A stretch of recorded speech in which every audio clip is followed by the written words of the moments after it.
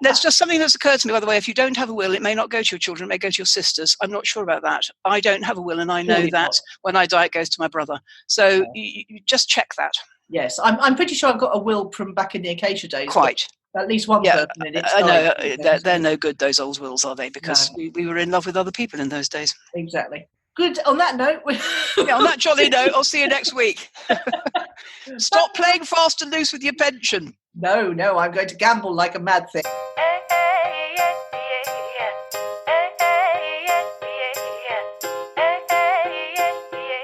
Welcome to Own It, Your Business and Your Life, with Nicola and Judith Morgan. In this podcast, we're going to cover everything you need to embrace to become a successful entrepreneur, marketing, money, and much, much more. How to create a business doing just what you love. How to own it, your business and your life. This one will be fast, funny, feisty, and very lively. So sit back and enjoy the show.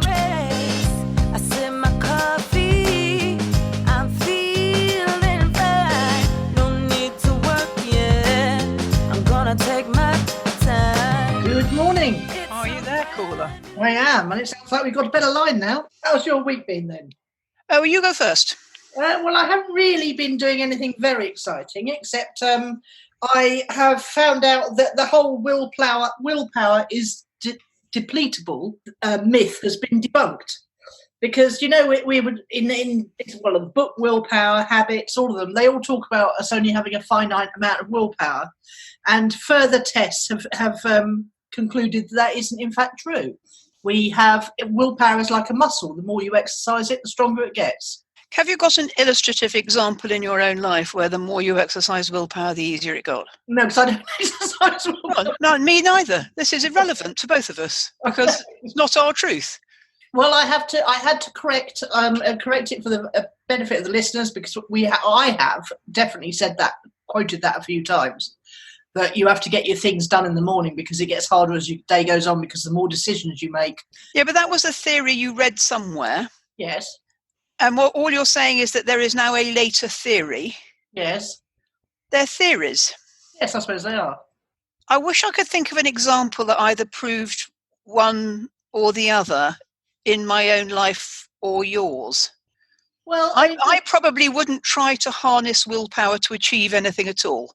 No, you'd probably find a way to try and want to do the thing that you want to do. I'd want it to be easy. Willpower is the opposite of ease. It's force. It's back to that book that Wayne Dyer always used to talk about, Power versus Force. I'd want to do it powerfully, not forcefully. Oh, very good. And also it implies I'm doing something that's good for me. Mm-hmm. Oh. Yeah, no, we don't. That's not very appealing, is it? Well, it's funny that we are talking about this, because it's going to feed into our focus of the week rather nicely. Because you and I have got a good strong streak of something that we're going to be talking about in the focus section. Well, maybe we have, maybe we haven't. Oh, okay. Well, we all change all the time. That's the point. Anyway, so what you're saying is your reading this week has caused you to discover that there is an opposite theory over the one that you have previously favoured. Yes. Okay. Yes, but that's not all I've been reading. I've had a stream of Michael Marshall Smith books coming through the door, because I've decided that in between my usual my writing projects, I want to try and adapt other people's work. And he is someone who I find very inspiring as a writer, and not least because he responds to me on Twitter. But no, my client Jay sent me 3 or 4 of his books when I was in Greece, and I absolutely loved them. And so then I went on to read some more of his stuff, and then I discovered he'd written a lot of books under a name Michael Marshall. So I went onto Amazon, and I had a bit of a gift voucher left, so I went on a bit of a buying bender, but I was buying second-hand books, because I know that if I buy them on the Kindle, I won't be able to work with it as well as if I could have it in a paperback. This kind of work I prefer to do away from a screen. So I thought to myself, I could get all the paperbacks second-hand, and then I'd be able to work out first act, second act, third act, and, you know, the key points and all that stuff by putting Post-it notes in and all that business. Actually, I'd be quite happy to scribble in a second-hand book, not in a new one, but in a second-hand one, I would. Well, good point. But then you can't find your scribbles again, so maybe Post-it notes. And so that's why. So all this week, you know, the doorbell's been ringing, and Phoebe's more books. What? And I've had about 10 come through, but I was buying them for like 126, and because I had Prime, I wasn't having to pay any. So you could be the woman that brings Michael Marshall Smith's oeuvre to the big or small screen. Well, he's already had 3 of his books optioned for films or TV series, including the one that I most liked, which was called Spares. But there's a set of short stories that he's done that I thought would make a very good Tales of the Unexpected series. So I'm looking at that. He's actually got 2 books of short stories, so I'm going to pick out my favourites in that. But the main point is not necessarily that I'm going to achieve anything, although having said that, if he did like one, he might well show it to a producer or something, because he's obviously got people like that in his...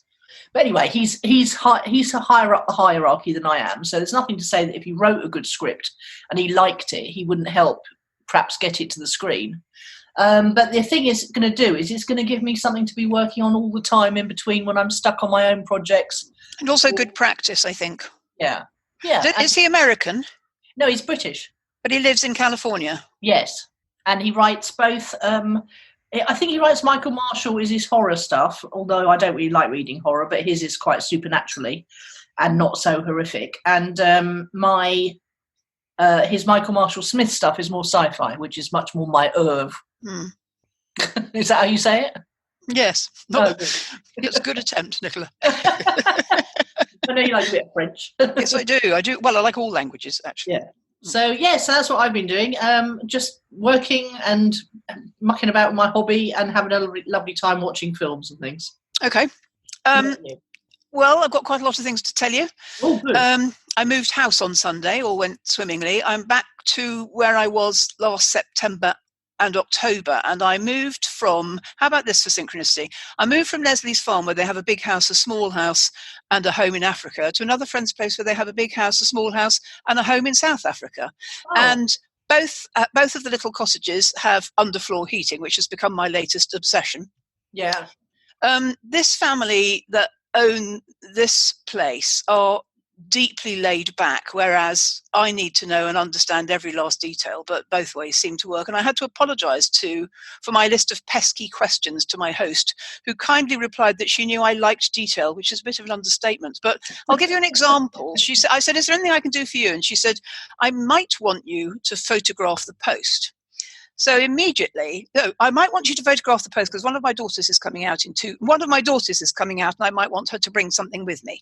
So I went, when was it photographed up to last? Where do you keep the stash now the big house is B&B'd? How often do you want me to do this? Do you want me to open them up and read them and take photographs? Or do you want me to, and when is your daughter coming out? Just the questions I would need the answers to in order to undertake that task. Yeah.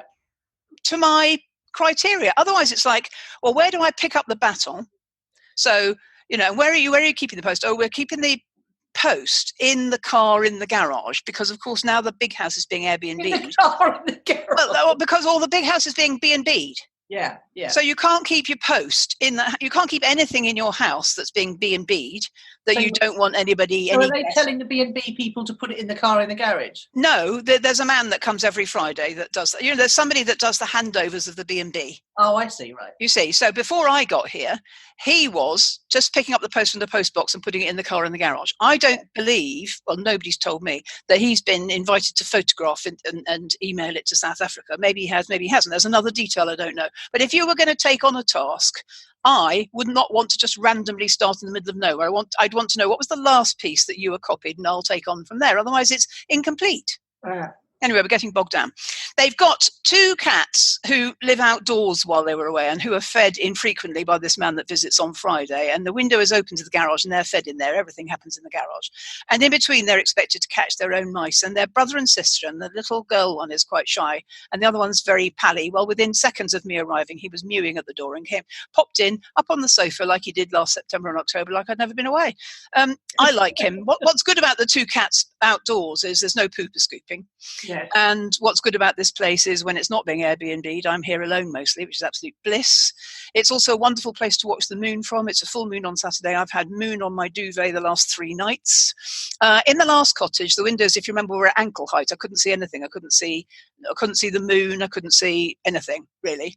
And the cottage is even nicer than when I was here before, because their son has been living in it and been in charge of the Airbnb. But now he's gone on to his new career. But it means that since he's been living here, since I moved out, which is about 3 months, it's got more creature comfort. So it's got plates. If you remember, I was eating off a saucer when I was here before. It's also got the latest Nespresso coffee machine, not the ordinary one, but the Vertuo that has these big fat capsules that go inside it, make absolutely delicious coffee. It's even got a soda stream, which is interesting, because I said on Facebook recently that I thought I wanted one, but I can't make that work, and I think it's because the CO2 gas has run out. But I can't perform a satisfactory test to other than buy a new cylinder to see if that's what it works. And I wouldn't want to buy a new cylinder if actually the machine wasn't working. But because of I know you like to know every detail, I can't bring myself to email South Africa and say, has the soda stream run out of gas? It's like, well, just go and buy a new tablet and try it. Is kind of the way. Yeah. You'll remember when I was in Oxfordshire, my phone didn't work. Yes. Well, miracle of miracles, I had a phone call this week, which was quite good fun. My first phone call in a month. Oh, the phone rang. It's like, what's that strange noise? Oh, it's the phone ringing. And finally in this section, the whole new Facebook friend malarkey is finally slowing down. And a couple of my new friends unfriended me when I wouldn't like their Facebook pages, which thus proves my theory. I can't see a point in liking a page for a physical business in another country, which I will never visit or have a use for, or for liking pages I've got no interest in, especially if these people are essentially strangers to me. So if they offer me a page which is about spiritual stuff or Ayurveda or something I can stretch, go, all right then. But if it's like, get a new set of tyres in Australia, what's the point of me liking a page like that? Yeah, absolutely. No point at all. Well, I'm not being a nice girl anymore. So, and if they unfriend me because of that, so be it, Nicola. Funny you should mention about a phone. I've just had a very funny conversation with my friend Peter, who is very much phone orientated, and he said something along the lines of, you don't have to message me before you call me. And I said, but I'm never going to do that, Peter. I'm always going to message you before I call you. Yeah. Well, I don't ever message you before I call you. I said, I know, and you're the only person I let get away with that. Yes. Because but also the phone registers his name. People don't understand how we work, which is we cannot be interrupted incessantly. If we're working on an hourly calendar with clients, have I turned it off during this? If I haven't, I should have done, because a man said he'd phone me back absolutely, later. Yes. It's I said to him I could be recording a podcast. Exactly. He said, well, if you haven't put your phone on silent, I said, Pete, you're the only person who ever rings me. Yeah, so I know. I don't need to put it on silent. Then therefore what happens is, it's difficult to remember to adapt to the one exception when you're used to, well, it's a very good thing about flexibility again. It's like we're in a rut with our behaviours, which we just need to review now and again. But anyway. And that actually is the reason I was 6 minutes late joining you earlier on the call, where we couldn't continue because of the because Pete was phoning you? No, because Greg was phoning me. Right, okay. And, people calling me, I wake up at a certain time, I go into a bathroom at a certain time, I have my coffee at a certain time, I sit at my desk at a certain time. And if anyone disturbs that routine, it throws me off till at least lunchtime. And what happened here was, not only did he call me once, but then he had to call me back to ask me something else. And that's was why I totally forgot that it was. Well, I think that if I didn't want that routine, so what time does that routine start? Well, he's up and about 8 No, o'clock. not him, you. What time does your routine start? 8 o'clock. And what time would you be available to take calls? From 10 onwards, I do. Today, 11, wouldn't it have been? Yes. I would just have the phone off for those 3 hours, I would. If I didn't want to be interrupted in those 2 hours, and I don't really, because I'm doing coffee, Abraham's, brain training, I love my life. I'm doing my daily rituals. Yeah. I'd probably switched off. But anyway, let's not get bogged down in our funny little middle-aged ways.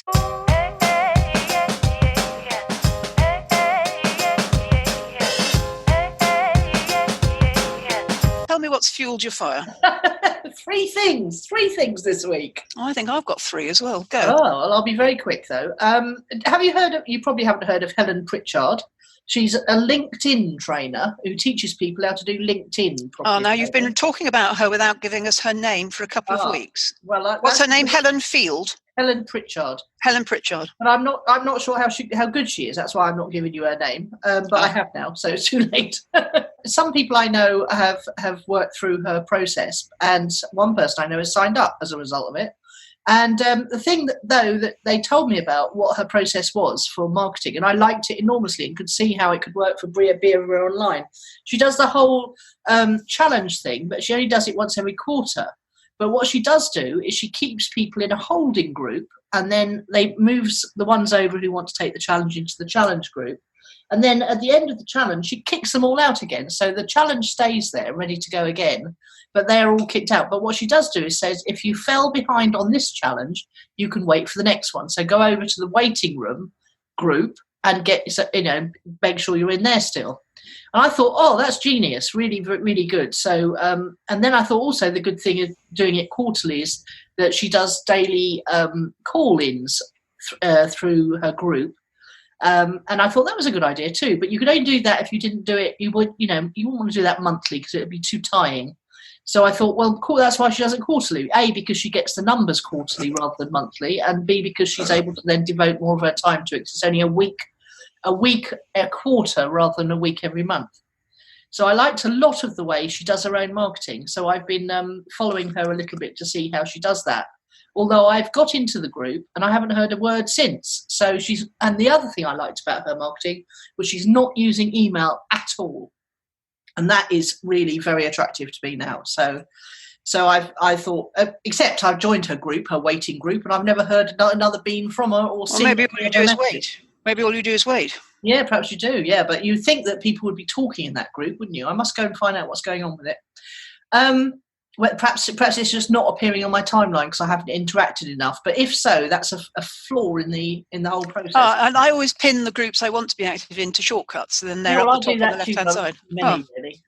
But you haven't got little numbers next to it to denote that other people are communicating in there. Well, so where is that? If you go to your profile and look on the left. On the left-hand side, where it's like a menu, isn't it? Yes. Up the top, I've got all the shortcuts of my own groups, which are, well, most of my groups are my own groups because I like those better. But for instance, R1 is up there, and if somebody's said anything or done anything in there, it gives me little numbers 1, 2, 3, which means I know there's 3 interactions in there. You might have to turn notifications on for it. Yes, I will. Okay, so that's that, and then the other thing that because I thought I'll do a new Be Everywhere Online challenge starting March 2nd. So I'm gearing up for that, and cribbing some of Helen's techniques. Cribbing is a good word, isn't it? And the other thing was I was watching something on Mark with Winnie. I think it might have been on Instagram stories, and he was talking about this new laser coaching he's doing, because he was saying that people don't want to sign up for coaching. I don't think this is true of your clients, by the way. I think it needs your clients probably like a bit of a longer time to talk to you. But I thought some of my clients would actually welcome laser coaching sessions. And it's a new model called unlimited laser coaching. You get 15 minutes, you can book in whenever you like, but you can't book in again until you've done your homework for the last one, which keeps it manageable. So I thought, that sounds good from a Be Everywhere Online point of view, for people who want more one-to-one help, but don't want to commit to a group environment, or because people want one-to-one, don't they? They really do. But 15 minutes, because he was saying that, a whole hour can be quite draining, especially when the person comes to the call unprepared, because, I personally would find that quite draining, whereas I think you'd probably enjoy being... I certainly don't think that your work needs an hour. No, it doesn't. So, I was thinking that might work. So I might introduce that as my middle tier package and see how it goes. So that's fueled my fire, thinking about how that would work, and then just putting up some pages that might introduce it to some of my my prospects through my mailing list. As a sort of ask the expert in a way, isn't it? Can I just pick your brains? Can I just? Yeah. But you get unlimited sessions, but you can only book another one once you've done the homework from the first one and report. Well, you'd like that. You'd like that. Yeah, I would. Yeah. Is that your third one or your second one in this section? Third one. Okay.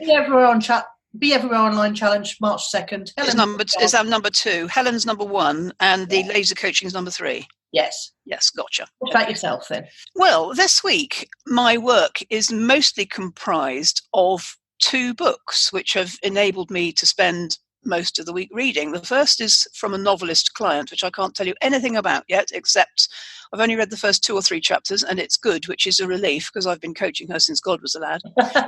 And the second was recommended in my I Love My Life group, which was founded on the back of a Pam Grout book called Thank and Grow Rich. And Pam Grout has brought out a new book, which is a commentary on the A Course in Miracles, which is probably a bit religious for you, but that's her point. She's saying it's not so much she has anything against God so much as his followers, and she renames God the Dude. That's how she... I like that, yeah. Exactly. I've always wanted to read and study A Course in Miracles, but she says, and she's absolutely right, it's impenetrable. And she suggests that only a tiny percentage of those who've bought the Big Blue Book have actually read it, although I do know a few who have, including Robert Holden. And one of our supporters in this group who listens to the show is A Course in Miracles expert. But funnily enough, going to the point that you made earlier about the secondhand paper books, I think I'm reading this, galloping through it actually on the Kindle. It's one of those 365 days books, but each chapter is not very long. Literally you could read, I suppose I've read, you could easily read 10 days worth in almost 10 minutes, to be honest. It's quick. But I've worked out that after I've got to the end of the Kindle version, I'll probably want to buy the paperback because it's one of those you need to work through a day at a time forever. So a bit like that Sarah Ban Brannock book that I loved called A Woman's Daybook of Comfort and Joy, where you had something to read every day that made you feel better. Yeah. And I probably wouldn't do this sequentially, 1, 2, 3, 4, 5, 6, 7, up to 365. I'd probably just open it and see what the lesson was for today and go with that. But there are tiny little exercises that you have to do, and you can't do that if you're reading 10 chapters a day. No. So with this Course in Miracles thing, Yes. I obviously know the name. Yes. Who was that by originally? It's about 50 years old. I'm afraid I don't know off by heart the original person that drew it all together. It's a religious, biblical text. It's probably not your kind of thing, but if you Google A Course in Miracles, it's a blue book, and you can join study groups, and there used to be cassette tape series, and you can sign up for something free where the lesson comes every day. Robert, one of the members of I Love My Life, was saying Robert Holden does a course on it. It's just about being a good person, really. But Pam's making it, the point of the Pam Grout book is to make it accessible to ordinary folk. Yeah. I would definitely count myself as an ordinary. Well, read the sample. I never buy a book these days without reading the sample or just adding it to my wish list. And if I still want it a bit later, then I buy it. But in I Love My Life, we're all doing this. It's a gang mainly. And my third and final one in this is A Stranger in My Diary, which is always a thrill. Now, I'm not going to tell you her name or anything about her, but I spoke to her on Tuesday afternoon, and she's going to become a client in Club 100. She met me via Alice's podcast, Art Juice, and then she listens to ours and she loves ours, and she can't wait to start podcasting herself. She does something, I'm not going to tell you what she does, but it's niche and it's unique, and people are chasing her on Instagram to teach them how to do it. These creative people, Nicola, are my dream clients, and I love working with them. And I feel so lucky when you turn up to talk to a stranger and I think, well, I wonder who she is, and I wonder how she knows who I am, and she tells you both of those questions. And she's got this high vibe, infectious energy. She's the right age, the right every circumstance is right. We're a good vibrational match. She's got loads of things she wants to do. The first year will be the beginning of it, and I think she and I might work together for quite a long time. Because she's got a lot she wants to achieve. Lovely, and really nice to be working with someone who's so prolific and and it came the day that I'd found a new Abraham video I'm going to tell you about later. Oh, good. Which I think I had it on repeat for most of the morning, and it raised my vibe stonkingly. Well, the sunshine's done that for me. It's we've had 3 or 4 days of it, haven't we? Have we?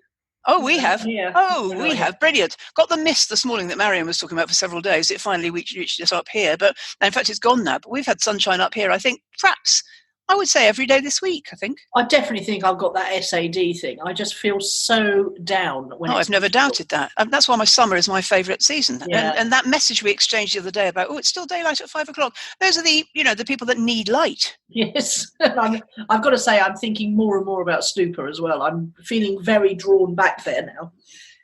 But not to live, just to visit for a significant amount of time. So, but that'll all go out the window if I get one of these screenwriting things on the go. So, why? Well, because I'll have to be here. Why would you have to be here? Well, because one of them is weekly.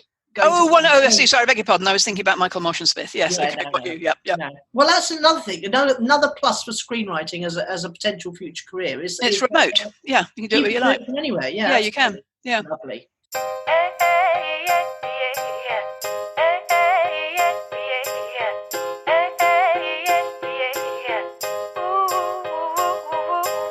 Right, it's your turn to tell us about Focus of the Week. Okay. I came across this thing when I was working on losing weight.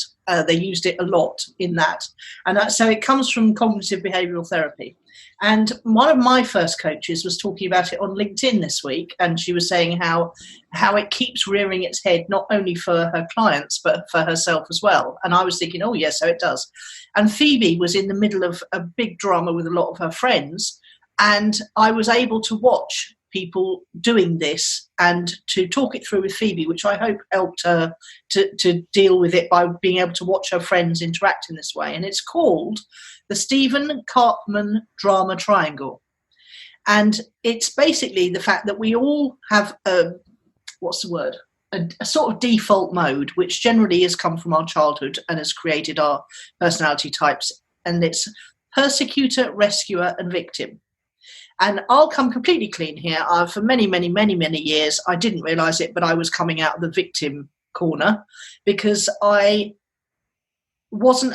Basically, I grew up with a mum with paranoid schizophrenia, and people like that don't let you have any thoughts, opinions, feelings, or whatever of your own.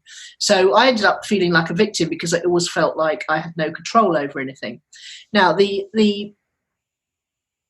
place you go from victim mode is quite often either persecutor or rescuer, and I am definitely tend much more to the rescuer corner. But then I have known people who've swung wildly between persecutor and victim quite regularly, and it's absolutely fascinating once you start to run your personal relationships through this model, or if you look at where your clients are coming from, because I want to talk about it from a business context particularly. And it says, even if we don't do it ourselves, really, there are plenty of people who do. So it behooves you to know this model, because then you can really help people. And the only solution to going round and round this triangle in different combinations is for one person to wake up, grow up, and function as an adult, and to not participate in the game. And within arguments, for example, it only takes one person to say, you know what, you're absolutely right. And it diffuses the whole situation, because if you can stop acting out as in this triangle thing going on, then, and you can step out of it, then it helps other people. It breaks the drama of the whole thing. And if you want to read more about it, then I've come across a page. And if you go to lindagraham.mft.net, sorry. Let me link to that in the show notes. Yeah, lindagraham-mft.net. Triangle Victim Rescue. Anyway, I'll give you the link. It's great. You gave me the link. I've got it. Yeah, and it really does go into some really good, easy to read understandings of this whole thing. So I wondered what you thought about it, particularly from a business point of view, because I know that it's definitely affected me in the way I perhaps have worked with business partners. It definitely affects the fact that I'm always looking for a mentor, generally a male mentor, because, I'm looking for some sort of rescuer, but then I also then can very easily go into victim mode. It's much less now I'm aware of it. So I think it's really important to be aware of it, because it can affect the way you relate to other people. You're going to tell me that it doesn't affect you at all, aren't you? Yes, but I'm going to make several what I think are interesting points. One is, it's interesting to me that it has the word drama in the name, because now that's what you're writing. And so I think it will be very helpful in the writing. Yes. Oh, definitely. To understand how people behave. Yeah. That's my first point. My second point is when your first coach, Rachel Turner, shared it on LinkedIn, which is the other link you gave me, she changed the word perpetrator to persecutor, which I think is the other way around. Much nicer. No, she must have changed it the other way around. Whatever, yes. Persecutor is a horrible word. Yes, but... Perpetrator is a much better word. And also to remember that she has a degree in psychology. Oh, yeah. So this would be fascinating to her. Why I don't think it's relevant to me, although I want to take issue with the rescuer point as well when it comes to Word of the Week. But why I don't think it's particularly relevant to me in either context is that I'm working with people who work on their own. So unless they can be all three in one, they're not really. It's not really their issue. I can think of it, I can see it much more in the examples in both of the articles that you share, where, when you're sitting in a board meeting and you can see these behaviours going on around the table.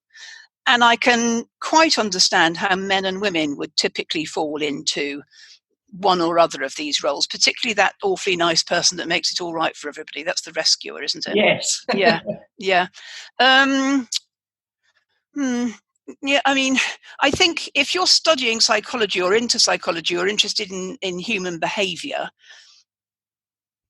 I couldn't think of a single example, with the possible exception of work that you and I have done together, i.e. you and me, that it applied to, not any of my clients. However, I do quite a lot of psychology with them, and it is often about their relationships with their significant others and their parents, but they generally either party is not demonstrating any of these. They would be other things, well, you don't actually, but when a parent says something to you, whether or not they intend it to be critical, it goes like a dagger to the heart.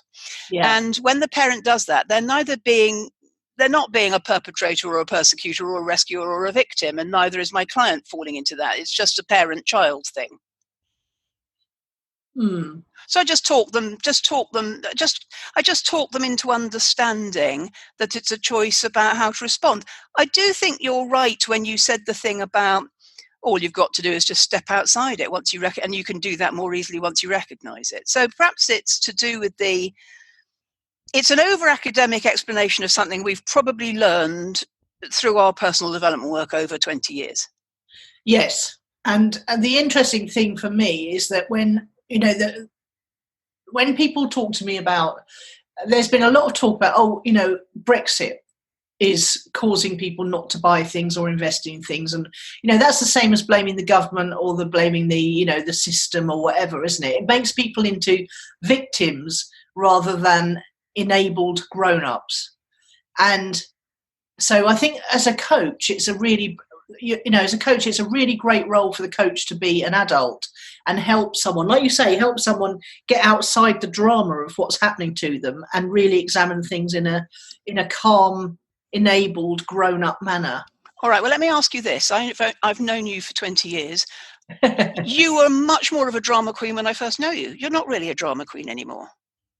And interestingly, I think that's what's happened to my Myers-Briggs personality test as well, because I think I've become much more of a thinker rather than, although I was 95% intuitive on one of the tests, and I just thought that's interesting. I've learned to think, I've learned to analyse more, I've learned to not be 100% led from my feelings, and that's, like you say, that's part of the personal. But you do love a model.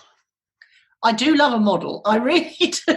You love a model. And you said it at the beginning about the willpower, all the academic reading and study that we do, and the willpower point that you were very firm on, and you're right, you have told us that several times. Now you've changed your mind because you've read something else that has a different opinion. So, and there's a lovely thing that goes around on Facebook, isn't there, where that somebody's talking to a little sort of caricature of a Buddhist monk who says something like, I don't argue with stupid people anymore, and the person takes issue with him. He says, no, you're right. That's the way to end it's just to agree with the idiot, isn't it? To end any argument. Yes, just agree with the idiot and move on.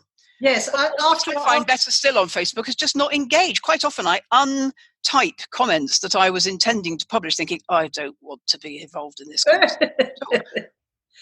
I also shared the pig wrestling thing that Chris Barrow was used to say. Do you remember? Yeah. Well, it's don't never wrestle with the pig because he likes and you get covered with mud or something like that. Yeah, isn't well, it?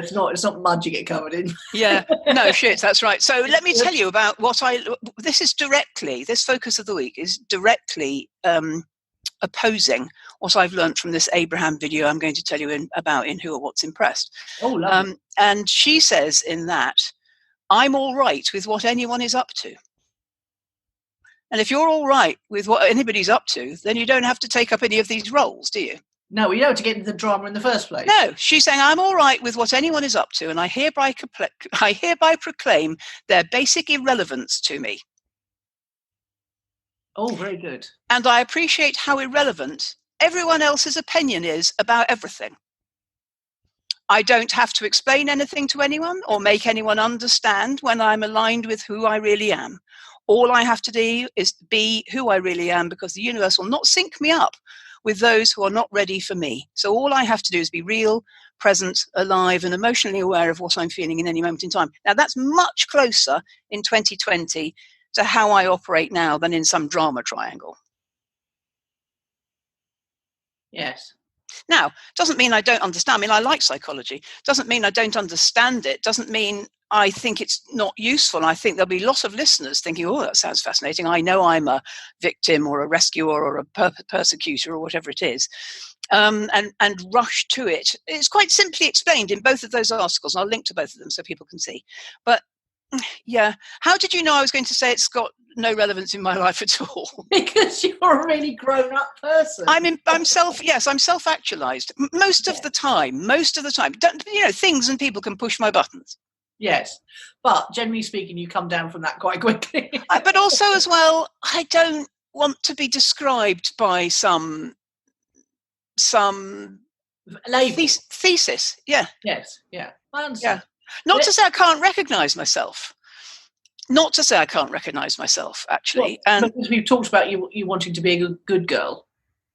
Not wanting to be, but finding yourself occasionally acting like a good girl when it's to your own detriment.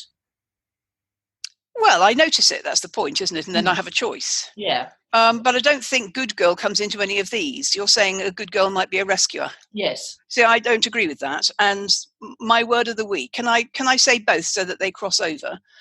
Because they do. My word of the week is fixer. Avoid temptation at all costs. Because in a recent episode, I said I was a nice, helpful little girl, and you said, yes, we're helpers and fixers. And I thought to myself, no, I'm not a fixer.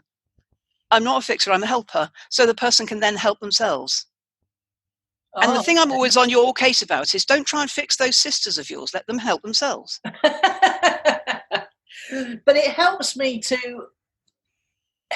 to deal with interpersonal. I know, and you're not wrong. You're absolutely not wrong. Anything that helps any of us is really useful, isn't it? It is. And I also explains why I'm very drawn to people in business, to be around people in business who aren't emotional, who don't seem to be as emotional as I am, because I like that calming adult, not cold-blooded, because it's never cold-blooded. It's more detached. I like the people who can be detached and not emotional and not drama-y. I'm very drawn to anything that's not drama-y. You see, I agree about not drama-y, although that's what we choose to spend our hobby time in, either watching or creating. I agree about not drama-y. I think emotion is good. I think understanding your emotions, feeling your emotions, giving space to your emotions, parking them or changing them or whatever. I couldn't live without emotion. I think what you're perhaps inferring is sort of an over-emotional response to everything. Because that ends up being drama-y. That's why. Over-emotion pushes you into the drama space, which is not a good place to live anybody's life from, either your own life or over-influenced by other people's. But, and calm, I think, is so attractive. Yeah, it's becoming more and more so as years go by, that's for sure. Well, I think that's what the wisdom of life teaches us, that we're moving, inexorably towards peace and quiet and calm. Yes, either that or we're moving inexorably to exploring spirituality, which I've noticed more and more and more people talking about on Facebook. People who totally and utterly I would never have thought would do that. It's interesting. Let me tell you what happened when we started talking about calm. Outside, all I can see is this beautifully sunlit landscape. And Mr. and Mrs. Pheasant came walking across the lawn, he in all his glory, and she in her sort of slightly dull housewifey apron. And the pond is reflected in the light. The little ripples are reflected in the light on the ceiling in the room that I'm speaking to you to. And, that is just the epitome of calm and the antithesis of over emotion and drama in business partnerships with other people. I mean, in fact, the last job I ever left as an accountant, it wasn't really a job, it was like an important client that pays you so much money it feels like a job. I left because of the control games of the managing director. Yeah. We've moved your desk, you're not allowed to have an opinion about it. That's what it said in an email. And then he came across and said, what do you think about your new desk? I said, you've told me I may not have an opinion about it. Why bait me? If you were if you don't want me to have an opinion, why bait me into opening my gob and having an opinion? Yes, that's very much it's perpetrator. Yes, perpetrator leaning into persecutor, actually. Yes, but my point about which actually victimised me. It victimised me. There we go. In 2007, the last sort of job type feeling thing I ever had was where I wasn't allowed to speak my mind to the boss because he'd already told me I couldn't. Hilarious. And that's one of the reasons that I've been drawn to be a solopreneur, because I find these sort of things so difficult to deal with. But having said that, you still get it. Still with clients, you end up, I'm much better at being less emotional with clients than I used to be. But I still get it with things like the person who didn't pay me the money they owed me. Yes. Oh, by the way, they popped up yesterday and started saying that they didn't owe it to me at all. But luckily I'd taken a screenshot of their own figures on their own screen. So I was able to say, quite honestly, I think you've been fiddling those figures because they don't bear any resemblance to what they did in November. Yeah. But the point is, it stirs me up because it makes me feel, not being paid makes me feel like a victim. And then I become, I could easily swap into persecutor mode now, but I'm trying to stop myself. What, to punish them back, you mean? Well, to make sure they, quote, don't get away with it. Yes, absolutely, yes. And that is a nice drama. I tell you what's helped me most of all, and I think it's happened organically. I don't remember a point in time at which I deliberately decided to do this, but I can remember when Club 100 was very busy, which was 2013-14, that there were difficult people in it. And over the time between then, the 5 years between then and now, 6 years between then and now, there aren't difficult clients in my life anymore. And the only thing that's happened in that time is I've cleaned up my own vibe. So you don't attract the difficult exactly. Don't attract them in the first place because there's no room for it here. That's the one thing that dramatic people need. They need a response. So if they're not going to get it from me, there's no point in their coming here. And what I've also discovered is if you don't play their game, they just F off and find somebody else who will. Yeah. They'll always get their needs met. They must have that, so they'll go and find somebody else. So it's not us, really. It's about them, and I won't play those games. Yeah, so even if somebody managed to slip through to the phone call bit, you'd spot them a mile off, wouldn't you? But they don't slip through to the phone call bit, and actually the people I'm thinking of in that regard are much more personal contacts, but I just cut them off. Ah. I'm quite draconian with that. I just, if they won't stop doing whatever they do, I've got to create a place where they can't do it. in my reality, they've got to do it in their own and somebody else's. Unfortunately, occasionally, what that does is it flips them from me, and my life becomes free, onto the next friend in our chain, whose life is then ruined because I've inserted my boundaries. Well, this is what's happened with Phoebe this week. She's decided that she doesn't want someone in her life anymore because it's causing her angst. And it's had a knock-on effect with everybody else. Yeah, I think that's a perfectly legitimate stance to take up, the one that Phoebe's done. Oh, she's totally been very grown up about it, very undrama-like in the way she executed it as well. But not everybody else is able to cope with it. No. So I would recommend go and have a look at this if you feel that there's a bit too much drama in your life, because it does it gives examples of the kind of language that each type of person. Remember, we always swap between one or two. We're never just one consistently. There's a dark shadow side to each one. It's a dance, isn't it, really? Yes. Yeah, it's a dance. It's like, if you're going to be that, I've got to be this, and vice versa. Yeah. And I will link to both of these articles, okay, so people can read them. Yeah, I found that very, very good explanations of it, and it reminded very much, especially with clients, because if you can hear a client saying a certain phrase, you can think, oh yes, they're coming temporarily from that position, so let's see how we can help them to look at it from an yes, and I might not label it, but I might say, have you thought of other approaches to the way you might handle that next time? Yeah, great. Good stuff. All right, good. I like psychology. It's very I like psychology too.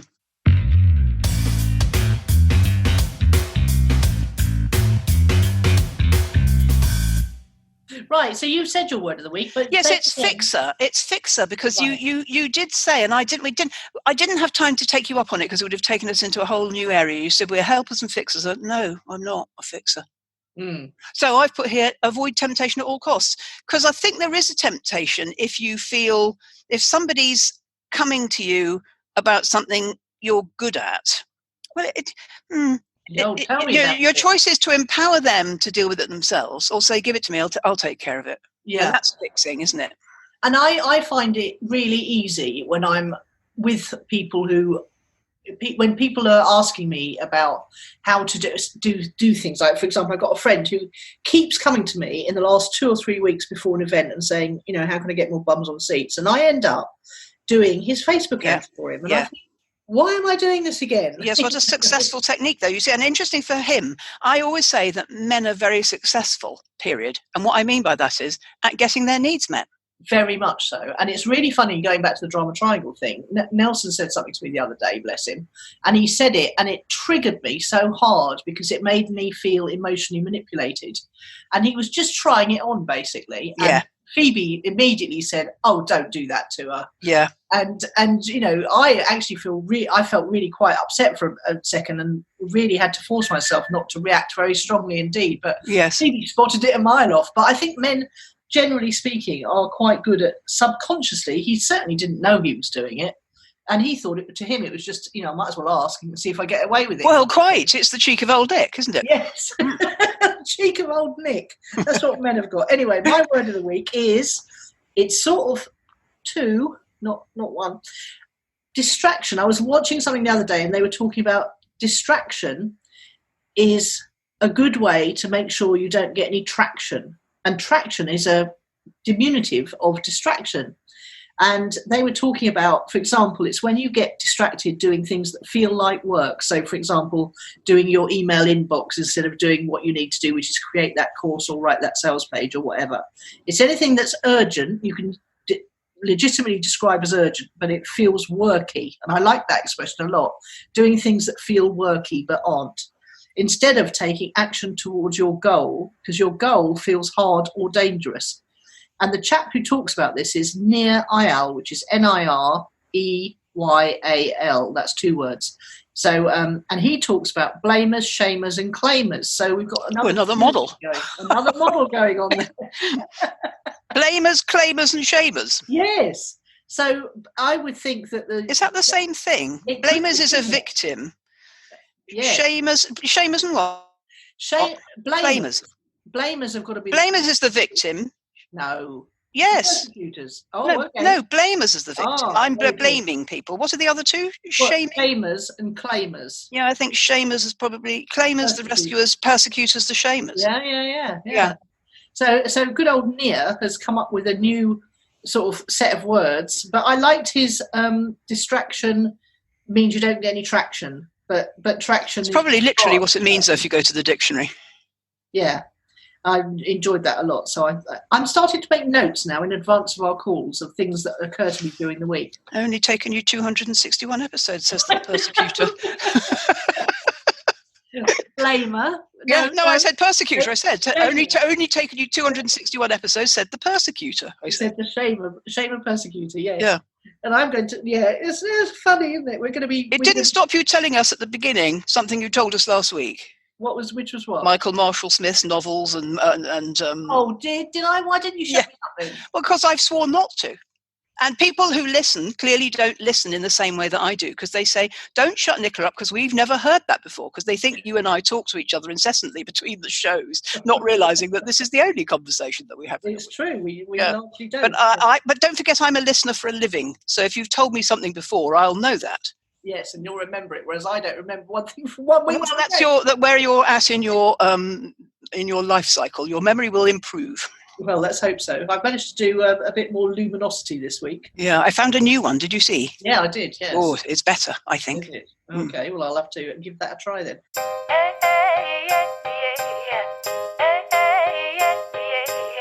Tell me about project updates. Yes. Well, you haven't got any, presumably? No, I haven't, no. All right. My daily blogging challenge fell at the 4th day. So I was trying to write short Seth Godin-esque blogs every day to see if that made a difference to my traffic. They're harder than long, aren't they? Yeah, well, who was it that said I've written you a long letter because I didn't have time to write a short Somebody one? like Admiral Nelson. It was someone like that, wasn't it? Yeah. And so I did enjoy it while I did it, but I need to get back to it. But I need routine in my life to be able to do that. So I'm blaming someone else for that, for ringing me incessantly. I think the thing to do is to be careful about what we commit to. Commit only to things we know we can see through. Yes, but I think I thought I could with that one, but yeah, you're barking mad. Yeah. Maybe you should run it past me, and I go. Do you think I can commit to this? And maybe we could come up with criteria. Maybe that's a future challenge criteria that would work out whether or not we're likely to be successful in yet another thing that we challenge ourselves with. Oh, that's a great idea. Let's talk about that next week. Well, not next week, so I've got another one. But actually, I'm not even sure I know the answers. That's the point. So we might have to brainstorm that one in advance. Yeah. But the LinkedIn challenge is going very well. So the LinkedIn of trying to put a daily podcast episode extract is going brilliant. Right, now there must be a reason why one worked and one didn't. You must get some stroking from the LinkedIn one. I don't get any stroking from people necessarily. No, you get payoff though. You get all those profile views. Yeah, I see my profile views going up. Yeah. But the daily blogging challenge, I would see the traffic start rising. Well, have you looked to see if that made any difference on those 4 days? I definitely didn't. I mean, I only did it 4 days though, didn't I? Google hardly had a chance to wake up and come and have a look, did it? So you have to give Google time to get. I think you should log in, and I think you'll be surprised. No, I don't think I'm going to, because it's flat as a pancake. I log in every day to my statistics. But the LinkedIn thing, I think A, because it's something we've already created and I've only got to chop it up and it takes minutes, and B, because I'm revamping the pictures as I go so that we've got the right branding on it. So it reminds me how much I loved picking the pictures and why I picked them in the first time round. So I'm getting some sort of visual stimulation out of it as well. But with actual blogging, I think I have to come up with a topic and then I have to write, which is a lot harder work than just chopping 10 minutes out of something that we've already done. I can see why that is important for LinkedIn, but I wonder how important visual branding is for a podcast. Well, I think it's very important because it stops people. Yeah, but you think visual branding is important.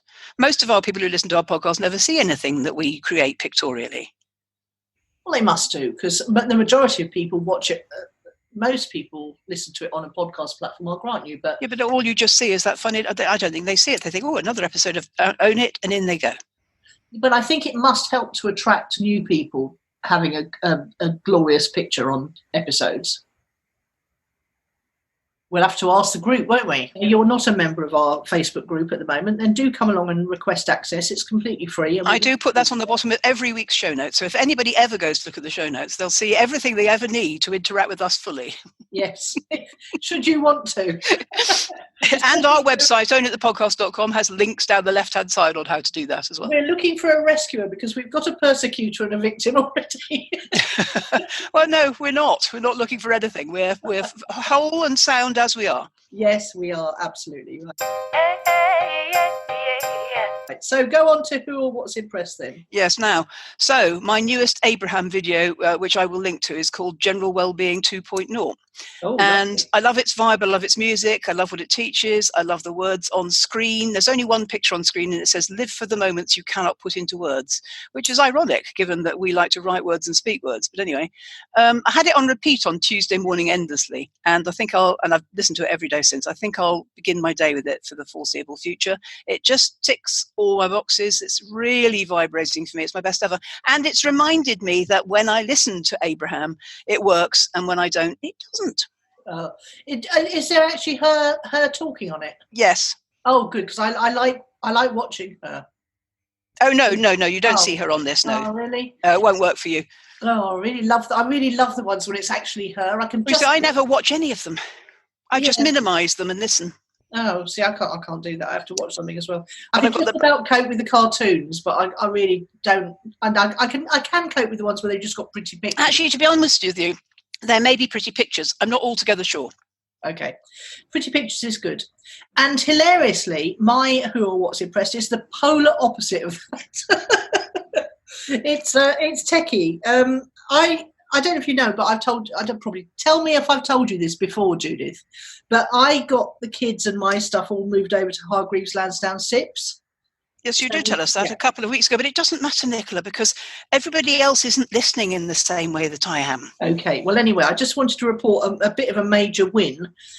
Something prompted me to go in and buy Tesla shares about a week ago with mine. I couldn't get it for the kids because we were in the middle of still trying to get the transfers done, but I got a Tesla, invested everything in Tesla, and it's doubled in value in the last week. You put everything into Tesla? Yes, because I think that's a mistake.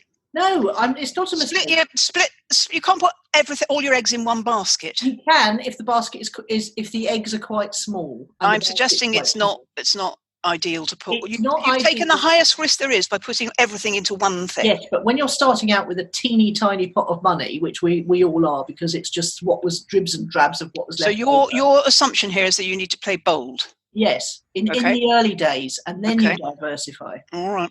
But it paid off for me this week, because if I diversified, my other two things that I was thinking of buying wouldn't have done anything like what Tesla did. It went from 530 to 960 within a week. But you do see that goes both ways. I know it can go down again as well. You had a lucky break. You gambled. Well, I did, but I was watching the chart to see what it was likely to do. I have been studying charting, as you know, for cryptocurrencies. You're likely to do, though. Even Warren Buffett says he can't predict the future.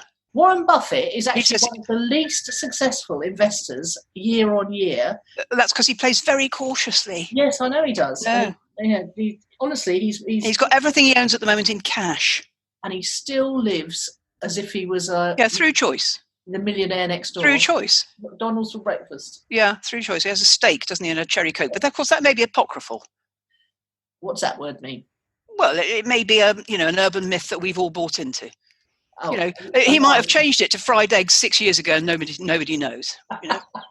Talking of which, I've got to have fried eggs for lunch with hot pepper sauce. That's my favourite at the moment. Okay. Good. That's us done, I think. Well, congratulations on your Tesla gamble, but do be careful. Well, I will. What I'm going to do is I'm going to wait until it's dropped a little bit off the top, but I'm still very, very much in 47% up still, even after the drop. So I'm going to watch the chart like a hawk, and I will sell when appropriate. The good news is you can buy and sell within these SIPs for £11.50 per trade, which is very reasonable. So I'm loving it. I'm really enjoying it. I mean, I think the thing that's exciting about this, and we may not have made this point well enough when you talked about Hargreaves Lansdown 2 weeks ago, whenever it was, that the whole point of a SIP is that we get the control over our investment planning in our own pension for the future. And any gains are tax-free. And you live, and it's bequeathable. Doesn't a pension that doesn't die with you? Yeah. So all other pensions die with you. So if I didn't know that. Yes, if I qualify for my pension let's say I work for Hargreaves Lansdown for my entire career and got a state pension and an employer pension, they would both die with me. If you've got it all in a SIP, not your state pension, that dies when you die, but if you've got all your private pensions in a SIP, it's willable. I didn't know that. Best I make my will. Well, it's the best point I think it'll go to them anyway. The point is a SIP doesn't die with you. But I would talk to Hargreaves Lansdown about that.